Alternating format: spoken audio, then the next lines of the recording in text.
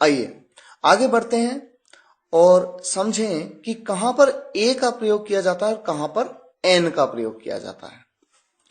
ए और एन के प्रयोग के बारे में समझने से पहले आपको यह समझना जरूरी है कि इंग्लिश और हिंदी दोनों लैंग्वेजेस में वॉवल्स और कॉन्सोनेंट्स कौन कौन से होते हैं। वॉवल मतलब स्वर और कॉन्सोनेंट का मतलब है व्यंजन।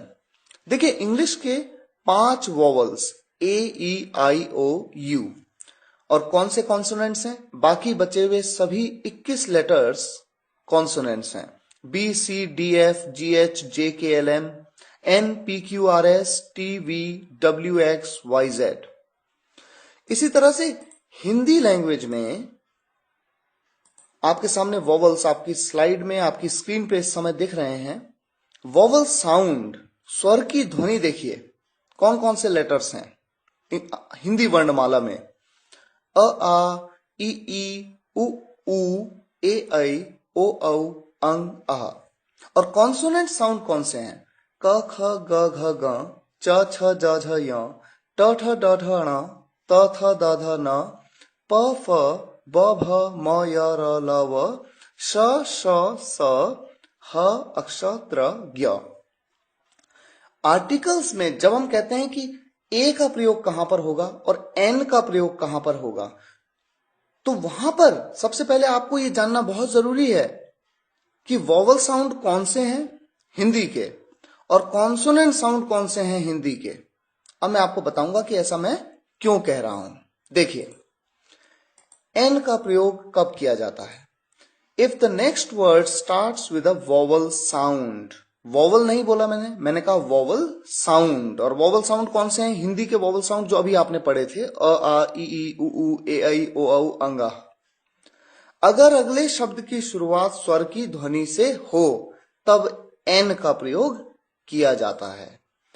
और इसी तरह से if the next word starts with a consonant sound then A will be used. अगर अगले शब्द की शुरुआत व्यंजन की ध्वनि से हो तो ए का प्रयोग किया जाएगा। देखिए एग्जांपल्स आपके सामने हैं। अ यूनिवर्सिटी, यहां पर यूनिवर्सिटी जो वर्ड है इसकी शुरुआत यू से हुई, यू से, तो इसके साथ ए लग रहा है। क्यों लगाया ए? क्योंकि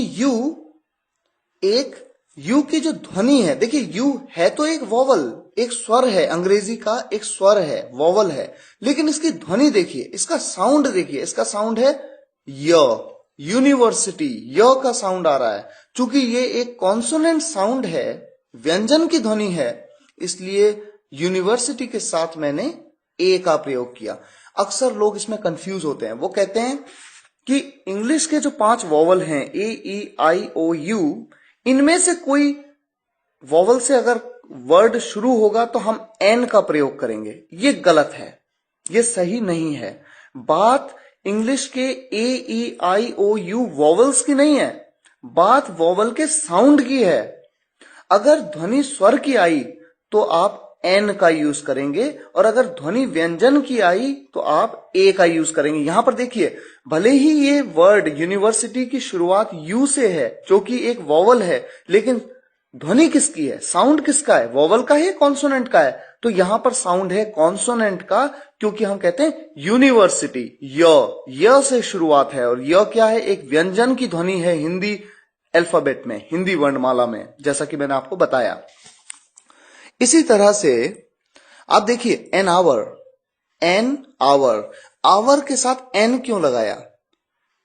जबकि एच तो एक कॉन्सोनेंट है, एच जो है एक इंग्लिश का एक कॉन्सोनेंट है, लेकिन फिर भी यहां पर इसका साउंड वॉवल का है। हम कहते हैं एन आवर, आ, और आप जानते हैं आ जो है एक वॉवल साउंड है, आ, इसलिए हमने एन का प्रयोग किया है। और ऐसा भी कहा जाता है कि एच एक साइलेंट है, इसी वजह से भी आवर की ध्वनि आती है, आवर। देखिए कुछ एग्जांपल्स और आपके सामने हैं। जैसे हम कहते हैं अ बॉय, बॉय के साथ अ लगाया क्योंकि ब कॉन्सोनेंट साउंड है। अ पेन, यहां पर प कॉन्सोनेंट साउंड है। एन ऑनेस्ट, यहां पर वॉवल का साउंड है, ऑनेस्ट, अ का साउंड है, इसलिए एन का प्रयोग किया गया। इसी तरह से देखिए एन ईयर, यहां पर ई का वॉवल साउंड है, इसलिए हम कहते हैं एन ईयर।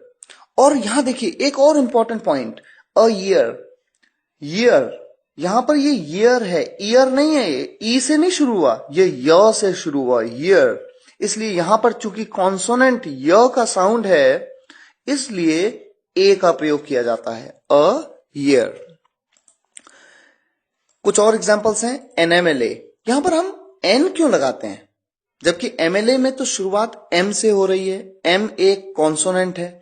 बात कॉन्सोनेंट की नहीं है, बात कॉन्सोनेंट की साउंड की है। देखिए यहां पर एम एल ए, आप कहते हैं एम ए से शुरू करते हैं एमएलए को, एम ए, तो ए जो है ये एक वॉवल का साउंड है, इसीलिए आप एन का प्रयोग करते हैं। इसी तरह से देखिए अ यूनियन, यहां पर य का साउंड आ रहा है जो कि एक कॉन्सोनेंट साउंड है, इसलिए आप ए का प्रयोग करते हैं।